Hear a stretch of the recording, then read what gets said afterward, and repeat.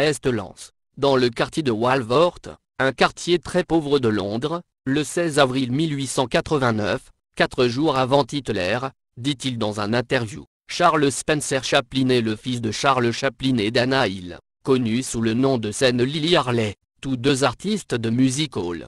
Il fut baptisé à l'église anglicane, mais il sera plus tard agnostique. Il n'a qu'un an lorsque son père part en tournée aux États-Unis. Il a alors plusieurs demi-frères, l'un plus vieux que lui, Sidney Chaplin, né en 1885 d'une relation de sa mère avec Sidney Hawke, l'autre plus jeune, Willie Dryden, né en 1892, ayant pour père Léo Dryden, et lui-même père du musicien Spencer Dryden. Lorsqu'il revient des États-Unis, Chaplin Senior découvre la nouvelle situation conjugale et abandonne sa famille. Charles Spencer n'avait alors que 3 ans. La misère s'installe au foyer. Anna, atteinte d'une maladie mentale, est internée dans un hôpital psychiatrique en juin 1894. Charlie et ses frères sont alors placés dans un orphelinat, à Hanwell. 2 mois plus tard, la mère de Chaplin obtient son congé de l'hôpital. Quelques années plus tard, Anna sera de nouveau admise à l'hôpital et y restera, cette fois, 8 mois. Pendant ce temps, Charlie vécut avec son père et sa belle-mère alcoolique, dans un environnement intenable pour un enfant, dont les souvenirs inspireront plus tard, le Kid. À 5 ans, Chaplin monte sur scène pour remplacer au pied levé sa mère qui ne peut plus chanter, victime d'une extinction de voix. C'est sa première apparition sur scène. Puis, en 1896, son père, ne trouvant plus d'engagement, sombre dans l'alcoolisme avant de mourir à l'âge de 37 ans, d'une cirrhose du foie. Le frère de Charlie, Sidney, quitte le foyer parental pour travailler dans la marine. Charles Spencer est alors seul avec sa mère. Entre 9 et 12 ans, c'est grâce à son frère que Charlie entame une carrière d'enfant de la balle, dans la troupe des Aik Lancashire Lads. Puis, il obtient à partir de 1903 une succession de contrats au théâtre, et en 1908, il est engagé dans la troupe de Fred Carnot, alors le plus important impresario de spectacle avec des sketchs. Il y rencontre le futur Stan Laurel. Au cours d'une tournée de la troupe en Amérique, les studios Keston lui adressent une proposition de contrat qu'il accepte. L'aventure cinématographique commence. C'est le succès. Les cadences de l'époque étaient rapides et les films mis en boîte en quelques heures. Ne supportant pas les pressions dues à ces temps très brefs, Chaplin s'adapte très mal aux conditions de travail de la compagnie, à tel point que les incidents avec les metteurs en scène sont fréquents. Sur les ordres de Max Sennett, qui avait ouvert à Hollywood en 1912, le studio Keston, celui-ci lui demande de se créer un maquillage, au pied levé. Il crée en 1914, le personnage raffiné de Charlot, le vagabond, et recentre tout son comique autour du nouveau personnage, et de sa silhouette qu'il inaugure dans Charlot est content de lui, en 1914. Mais content du travail des réalisateurs, Chaplin prend en main, à partir de juin 1914, la mise en scène de ses films. L'ascension est alors fulgurante. Ses salaires décuplent d'année en année, il change régulièrement de studio, et ça naît en 1915, puis Mutual Film, en 1916, où il gagne 675 000 $, et devient la célébrité la mieux payée au monde. En 1918, il signe un contrat de distribution d'1 million de $ avec la First National, qui lui laisse la production et la propriété de 8 films prévus. Il fait alors immédiatement construire son propre studio, dans lequel il réalise 9 films, dont Une vie de chien, Le Kid, et Charlot Soldat. En 1919, un vent de révolte souffle sur Hollywood d'où les acteurs et cinéastes se déclarent exploités. Chaplin s'associe alors à David Varg Griffith, Mary Pickford et Douglas Fairbanks pour fonder la United Artists. Puis, Chaplin fait peu à peu entrer dans son univers comique et celui du mélodrame et de la réalité sociale comme dans La Ruée vers l'or, en 1925. Farouche opposant au parlant, il introduit des éléments sonores par petites touches. Les Lumières de la ville, 1931, est le premier film à en bénéficier, mais de manière très ironique. Chaplin souffle pendant des heures dans un vieux saxophone afin de parodier les imperfections du parlant lors de la scène d'ouverture du film. De plus, Chaplin ne se détourne pas de son projet initial de film muet. Pour comprendre son refus, il faut savoir que le cinéaste était passé maître dans l'art de la pantomime. Le langage de Charlot est uniquement basé sur la gestuelle, donc un langage universel. Un film dialogué à une audience un peu plus limitée, car il contient la barrière de la langue, et Chaplin veut s'adresser à tous. Les critiques s'accumulent.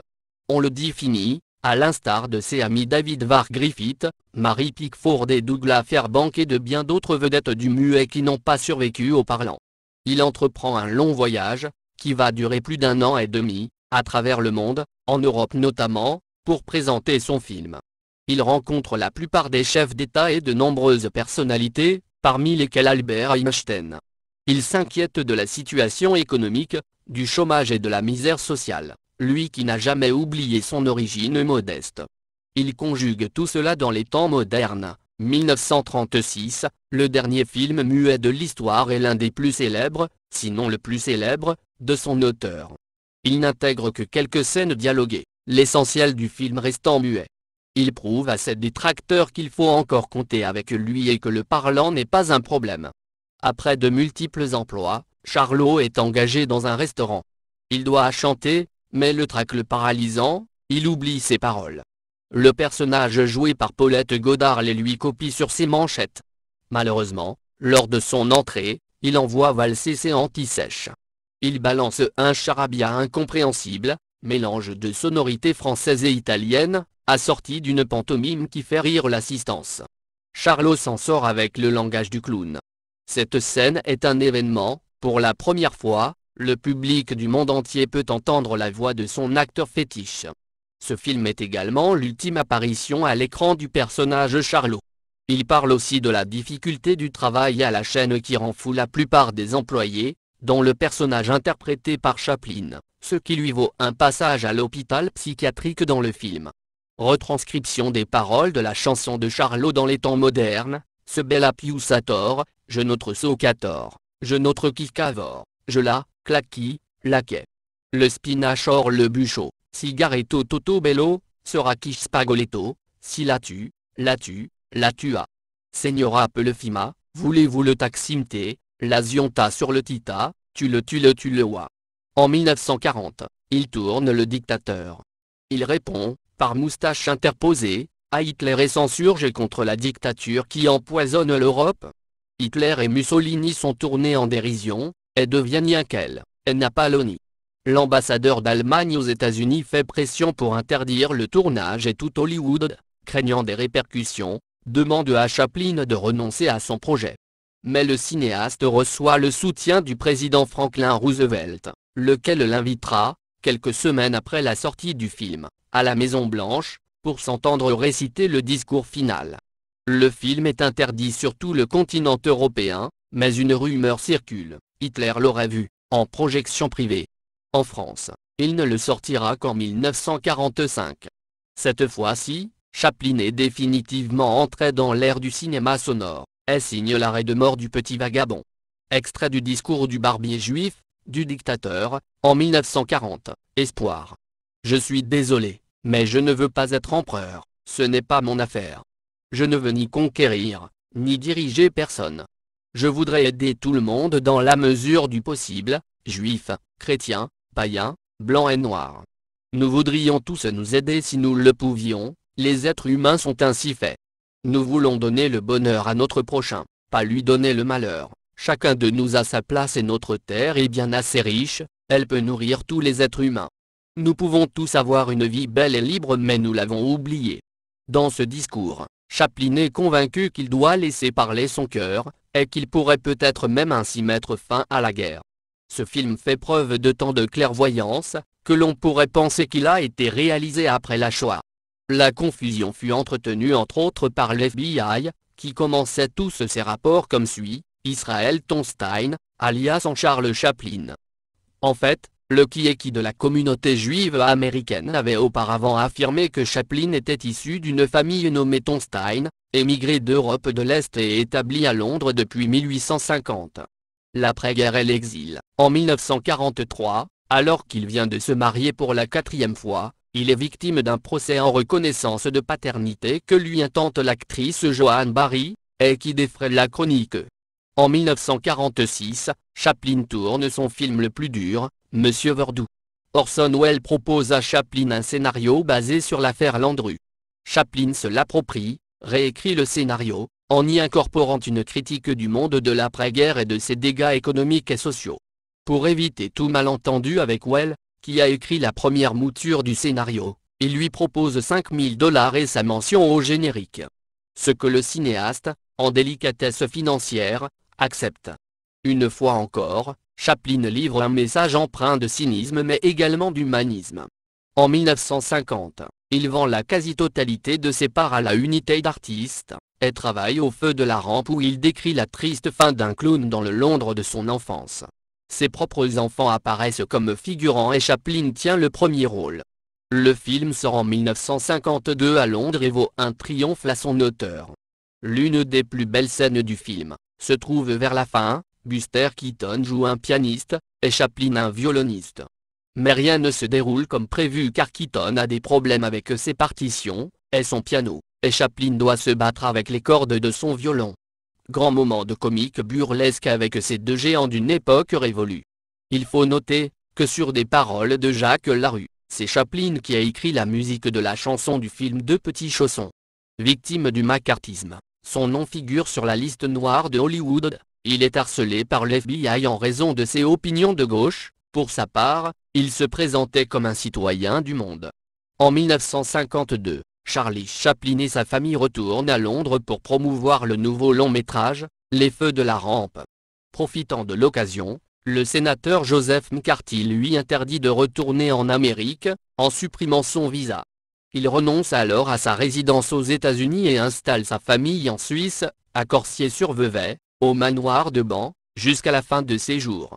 En 1954, il donne 2 millions de francs à l'abbé Pierre et à Emmaüs, soit environ 40 500 €, en valeur 2010, à la suite de l'appel de 1954.